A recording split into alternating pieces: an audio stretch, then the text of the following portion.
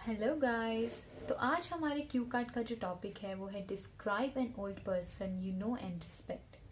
तो पहले मैं आपको स्पीकिंग के कुछ टिप्स दे देती हूँ कि अगर आप स्पीकिंग के लिए जा रहे हैं तो कुछ भी याद करके ऐसे रट्टा मार के ना जाएं कि अगर ये टॉपिक आएगा तो मुझे ये लाइंस ही बोलनी है। ऐसा करेंगे तो ऑलरेडी आप बहुत नर्वस होते हो एग्जाम डे वाले दिन, आप और कंफ्यूज हो जाएंगे और आपका दिमाग ब्लैंक होगा। आप ढूंढने की कोशिश करेंगे उस वहाँ उस स्टेट में जाके कि आपने क्या याद करा था, लेकिन आपको वर्ड्स नहीं याद आ रहे हैं। तो ये और एक पैनिक सिचुएशन क्रिएट हो जाएगी जिससे आपका इंप्रेशन गलत पड़ सकता है।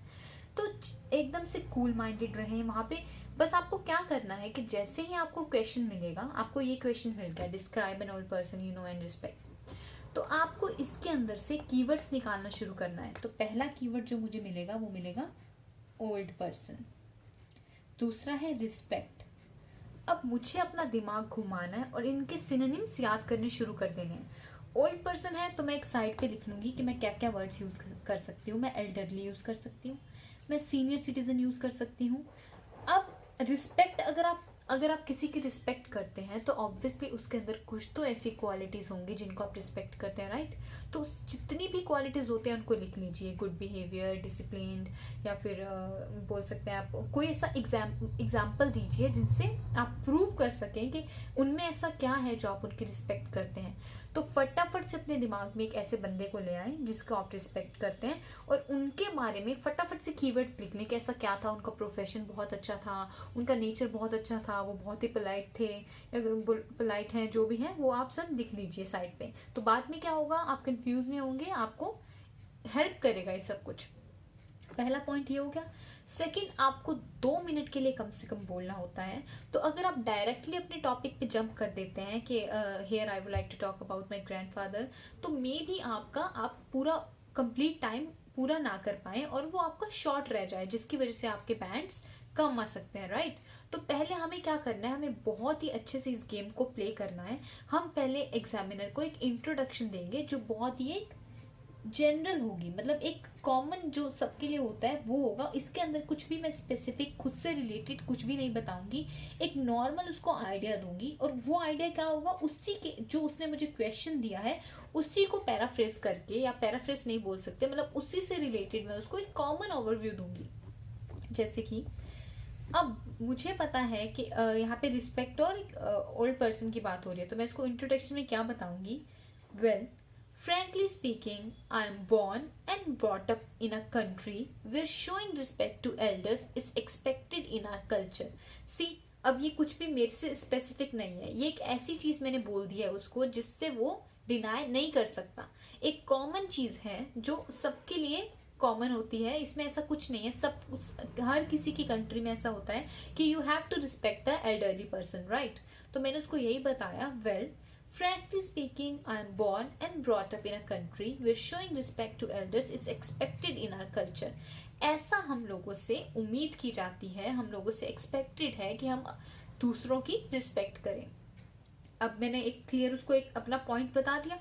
अब उसके बाद मैं उसको बताऊंगी बिसाइड्स, इसके अलावा आई बिलीव। अब मैं उसको अपना एक व्यू बता रही हूँ कि मेरा पॉइंट ऑफ व्यू क्या है। इस जो मैंने आपको अभी एक सेंटेंस बोला है, जो मैंने आपको एक स्टेटमेंट बताई है, इससे रिलेटेड मेरा पॉइंट ऑफ व्यू क्या है, तो मैं बताऊंगी।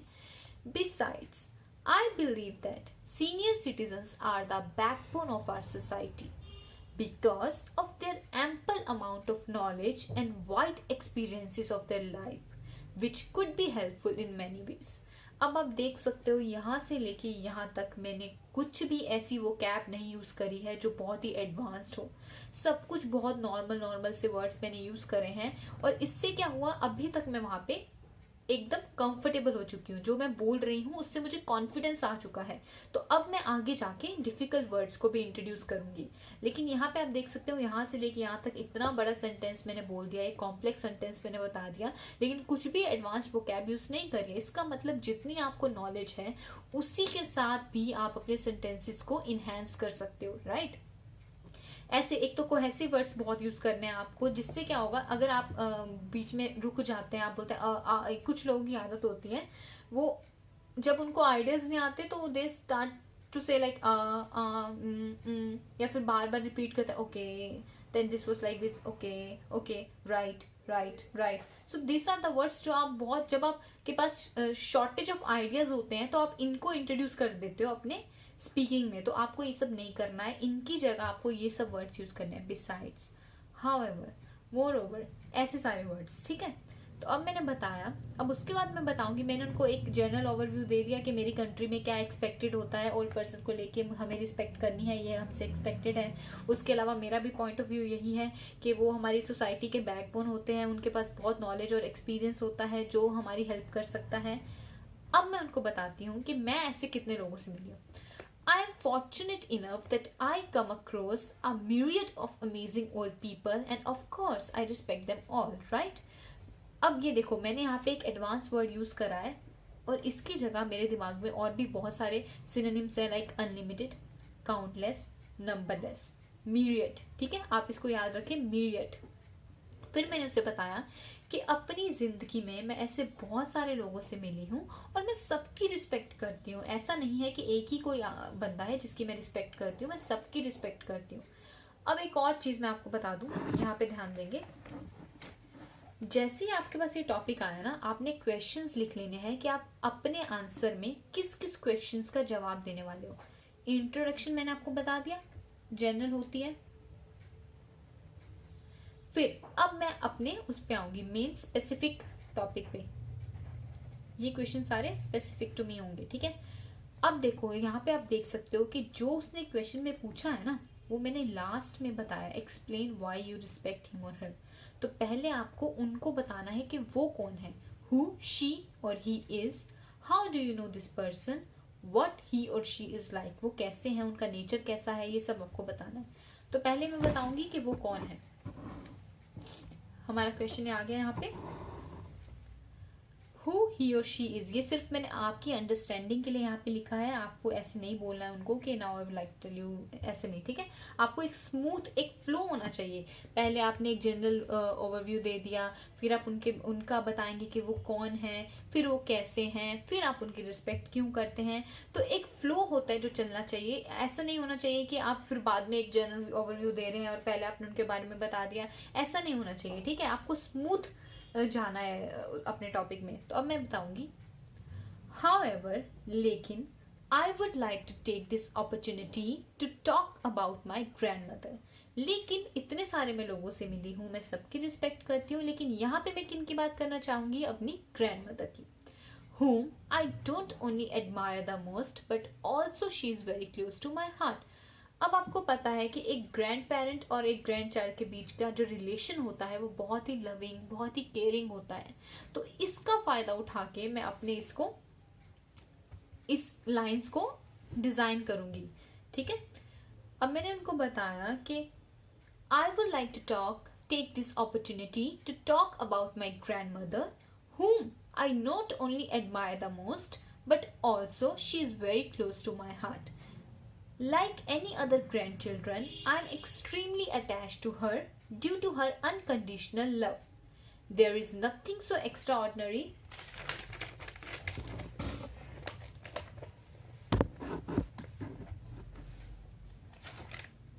to exaggerate about her, but one thing that makes her special is her humble and down to earth nature. अब मैंने बताया कि मेरी ग्रैंडमदर हैं, मैं उनको क्यों एडमायर करती हूँ, उनको क्यों रिस्पेक्ट करती हूँ, बिकॉज वो मुझे बहुत ज़्यादा प्यार करती हैं. फिर मैंने बताया कि उनके अंदर कुछ भी ऐसा एक्स्ट्रा ऑर्डिनरी नहीं है कि मैं बढ़ा चढ़ा के बोलूँ, लेकिन उनका सबसे अच्छा मुझे क्या लगता है कि उनका हम्बल और डाउन टू अर्थ नेचर. सी कितना सिंपल सब कुछ चल रहा है, कुछ भी हमने कॉम्प्लिकेट नहीं करा है. ठीक है. अब उनका प्रोफेशन के बारे में बताते हैं. By profession my grandma is retired doctor. I have seen her since my childhood, working really hard to cure her patients.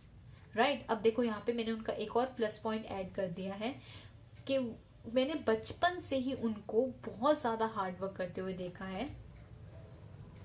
किस लिए? अपने पेशेंट्स को लेके वो बहुत ज्यादा कंसर्न रहती है उनको लेके. अब इतना हो गया, मैंने बता दिया कि वो कौन है, मैं उनको कैसे जानती हूँ. ठीक है. ये सब मैंने उनसे, उनका और अपना रिलेशन मैंने यहाँ पे क्लियर कर दिया. अब हमारा थर्ड क्वेश्चन है, व्हाट ही और शी इज लाइक, वो कैसे हैं. देखो आप बार बार देख रहे होगे कि मैंने इन वर्ड्स को कितना यूज करा है, हाउएवर, मोरओवर, बिसाइड्स, बिकॉज, तो ये सारे। Moreover, she never discriminated between affluent and deprived people and always considered all her patients equally. मतलब यहाँ पे एक और मैं उनकी क्वालिटी बता रही हूँ कि वो कभी भी डिस्क्रिमिनेट नहीं करती हैं कि कौन गरीब है कौन अमीर है, सबको इक्वली ट्रीट करती हैं, right? I remember when she was working in her clinic, sometimes few patients did not have any money to pay the fees, but she still consulted them, that too free of cost. I vividly remember people used to say that there is some magic in my grandma's hand, and they consider her as God. Honestly speaking, I always wonder how she manages to be so generous and grounded, being at such a prestigious position. Besides, she is never proud of her achievements and wealth. She believes in simple living and high thinking that makes me a die-hard fan of her. Now, last question, and explain why you respect him or her.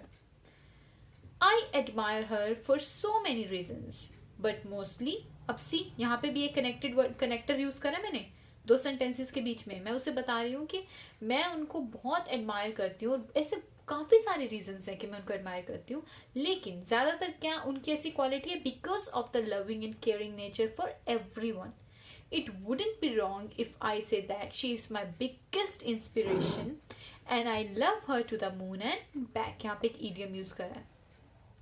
तो देखा दोस्तों आपने कैसे मैंने simple सी language में इस सारी चीजों को एक्सप्लेन करा, राइट? कुछ भी कॉम्प्लिकेटेड हमने यूज नहीं करा, 2-4 एडवांस वर्ड्स यूज करे. सबसे इंपॉर्टेंट बात क्या होती है, ग्रामेटिकल मिस्टेक्स मत करें, नॉर्मल रखें अपनी स्पीच को, सिंपल रखें, बट अच्छा बोलें, रुके मत उसे बोलते टाइम. एक बार फिर से आप अगर आप देखना चाहते हैं तो हमने क्या लिखा था, फिर से मैं आपको एक बार रीड करके बता देती हूँ. Examiner, describe an old person you know and respect. Well, frankly speaking, I am born and brought up in a country where showing respect to elders is expected in our culture. Besides, I believe that senior citizens are the backbone of our society because of their ample amount of knowledge and wide experiences of their life, which could be helpful in many ways. I am fortunate enough that I come across a myriad of amazing old people, and of course I respect them all. However, I would like to take this opportunity to talk about my grandmother, whom I don't only admire the most, but also she is very close to my heart. Like any other grandchildren, I am extremely attached to her due to her unconditional love. There is nothing so extraordinary to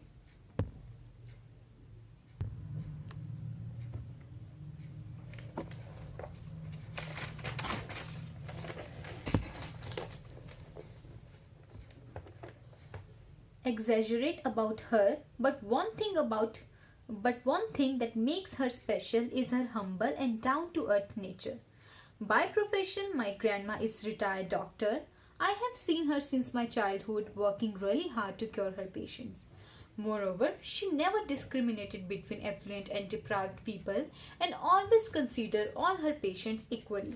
I remember when she was working in her clinic, sometimes few patients didn't have any money to pay the fees, but she still consulted them, that too free of cost. I vividly remember people used to say that there is some magic in my grandma's hand, and they consider her as God. Honestly speaking, I always wonder how she manages to be so generous and grounded, being at such a prestigious position. Besides, she is never proud of her achievements and wealth. She believes in simple living and high thinking that makes me a die-hard fan of her. I admire her for so many reasons, but mostly because of the loving and caring nature for everyone. It won't be wrong if I say that she is my biggest inspiration and I love her to the moon and back. Thank you guys.